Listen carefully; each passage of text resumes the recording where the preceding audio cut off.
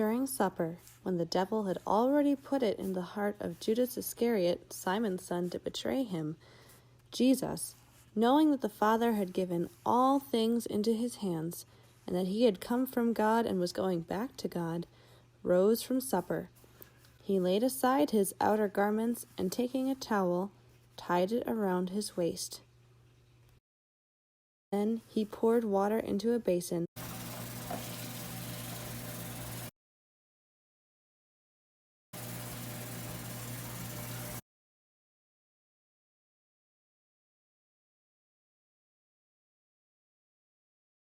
and began to wash the disciples' feet, and to wipe them with the towel that was wrapped around him.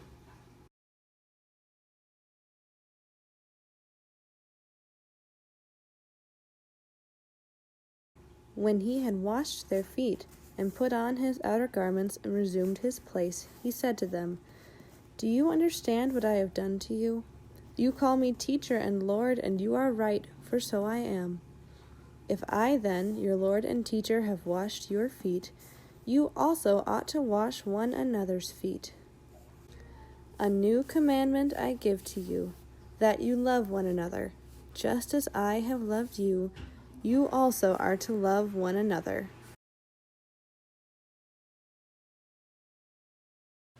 When you wish you, hey, this is you, and you know you need to know, and it's Sunday, and it's Sunday, and you don't have far to go. The fruit of the Spirit, love, joy, peace, patience, courage, goodness, faithfulness, gentleness, self-control. That there is no love. Jesus loves me, this I know, for the Bible tells me so. Little ones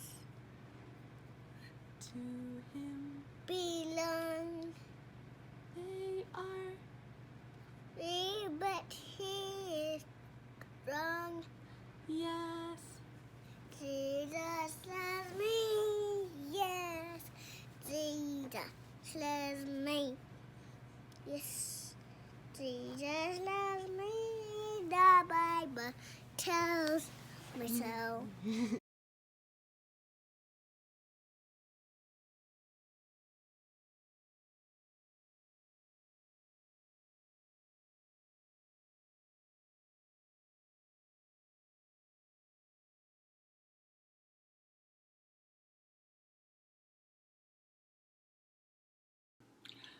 Hi everyone, a blessed Maundy Thursday and Holy Week to all of you. I know it's a little different than what we normally do, but you know what? The story is still the same, and that's the most important thing. So let's talk a little bit about Maundy Thursday. So we already heard on Palm Sunday that Jesus came into Jerusalem. He was going to celebrate the Passover, right? We kind of talked about what that feast meant. Well, this is an important thing. Jews were always supposed to come and celebrate the Passover in Jerusalem as much as possible. And so that's why Jesus comes. It's kind of interesting how his Passover turned out. In some ways it was just like every year, and in other ways it was completely different. And we just saw kind of a fun little video to give us a little bit of an idea of what happened. They had a meal, a very special meal, and Jesus washes their feet. I mean, feet are gross. Feet are nasty, especially stinky, walking outside in sandals every day disciple feet. That's not the job that their leader and teacher usually does. That's usually a job for a servant. But Jesus isn't your normal leader, teacher, rabbi. He is different and he's special.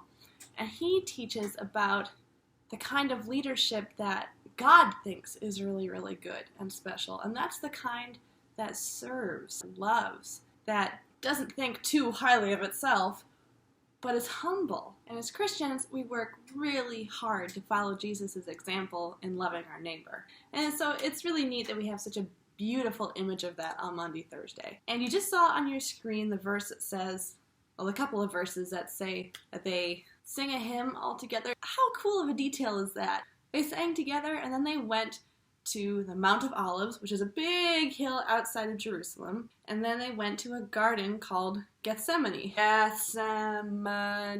It's a real place, by the way. So they go to Gethsemane, and it was a place that they had visited before. And that's interesting, right? Because Judas, who comes to betray Jesus, knew where they were going to meet. But I have a question for you. Imagine you woke up and you knew that it was going to be your last day. Now that's an interesting thought. Not many of us think about what our last day might be like. What would you do? Some of us might choose to do something really adventurous like skydiving, mountain climbing, go up to space, travel, go to places that they've never been before, do something off of your bucket list, or maybe eat some of your favorite foods and do all of your favorite things, knowing that it's the last time you'll get to do them. Well, Jesus doesn't really do any of those things. He does something different because Jesus is different. He does things that we don't really expect him to do.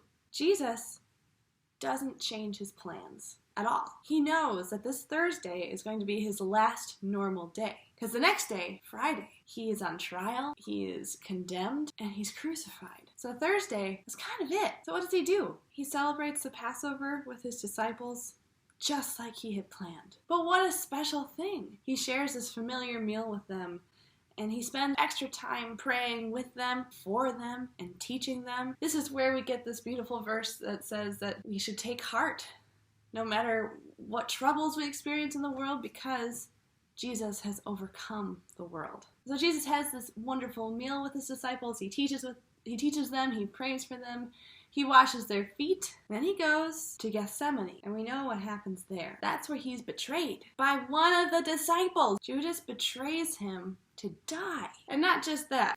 This is from the Gospel of Mark, chapter 14, starting at verse 43. And immediately, while Jesus was still speaking, Judas came, one of the 12, and with him a crowd with swords and clubs, from the chief priests and the scribes and the elders.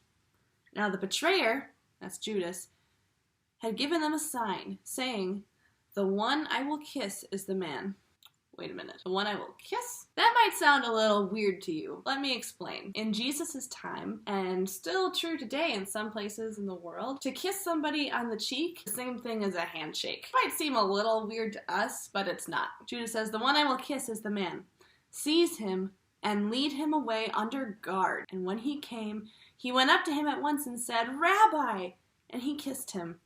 And they laid hands on him and seized him. But one of those who stood by drew his sword and struck the servant of the high priest and cut off his ear. That person was actually Peter, who cut off the guy's ear. And Jesus said to them, "Have you come out as against a robber with swords and clubs to capture me?" Jesus is unarmed. He says, "Day after day I was with you in the temple teaching, and you did not seize me." They had all these opportunities, but they were afraid to take him in the daylight when people could see. They knew what they were doing, not a good thing, and so that's why they did it at night, so they could be sneaky about it. And Jesus says, "But let the scriptures be fulfilled." Isn't that interesting? Jesus, he knew that this was going to be his last day before everything went down. He knew that it wasn't going to be fun. It was going to be painful, humiliating, worse than we can even imagine, really. But he does it anyway. Earlier, he prays, "Abba, Father, all things are possible for you. Remove this cup from me, yet not what I will, but what you will."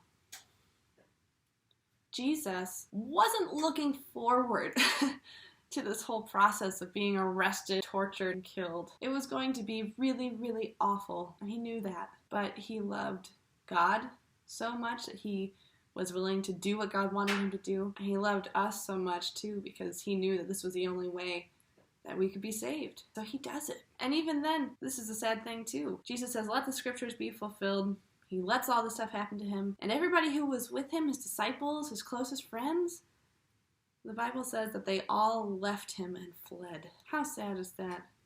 That Jesus not only has to go through all of this stuff, but he has to go through it alone. Because nobody else could do it for him. Jesus is the only one that would make God's plan work, because he's fully man, which means he can die and suffer, which is what's necessary to take care of our sin. But he's also fully God. He didn't have any sin of his own. Because it was God that died, the sins of the whole world were covered. How amazing is that? Well, this isn't the most fun place to end our story. But this is where we are in Holy Week. Tomorrow is Good Friday, and we so look forward to Easter. So stay tuned.